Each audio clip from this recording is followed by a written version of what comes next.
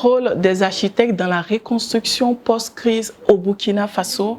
Nous allons parler de tous ces éléments, également du bilan avec la secrétaire générale adjointe au sein de l'ordre des architectes du Burkina Faso, qui est également architecte, Madame Astrid Oubda. Bonjour et bienvenue sur le plateau.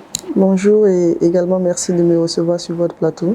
On va y aller directement. Quel bilan pouvons-nous faire de cette semaine de l'architecte?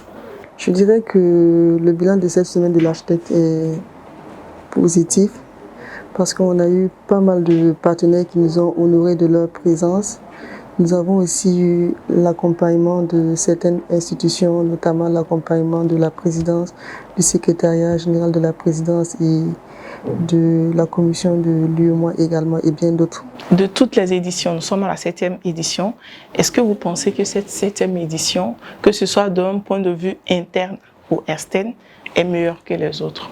Alors, pour dire vrai d'abord, c'est la première semaine de l'architecte à laquelle je prends vraiment activement part parce que les autres éditions, compte tenu de certaines contraintes, je n'ai pas pu participer en fait.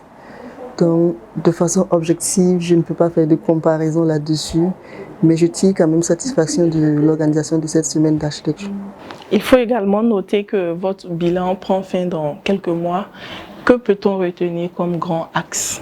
Comme grand axe, on peut retenir de notre mandat qui a commencé en 2023 et qui va prendre bientôt fin dans quelques mois.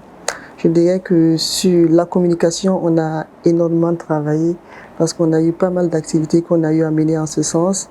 On a eu des workshops, notamment ArchiConnect, qu'on a eu à réaliser 2 par 3 fois et qui s'est couronné par cette semaine de l'architecture qui est le summum de nos activités.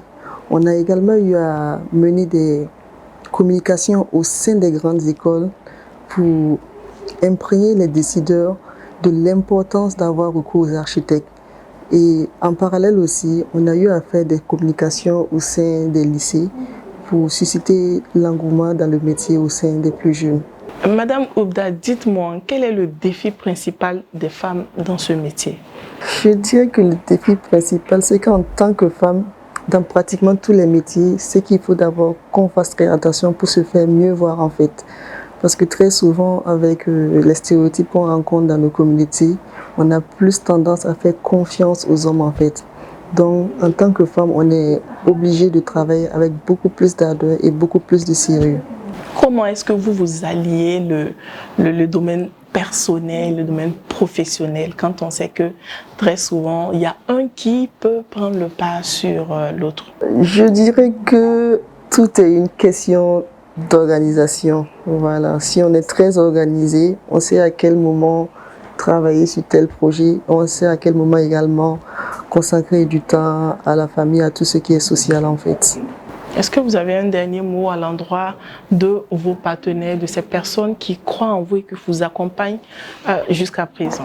Alors, un dernier mot, ça sera les remercier d'abord d'avoir eu confiance en l'ordre des architectes et également souhaiter qu'à l'avenir encore, ils puissent continuer de nous accompagner, qu'ils puissent nous supporter et qu'ensemble on puisse contribuer à rebâtir le Burkina Faso et à mieux faire valoriser, à mieux faire connaître le métier de l'architecte.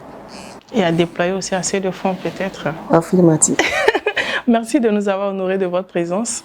On va se dire à très bientôt avec un autre invité sur ce même plateau.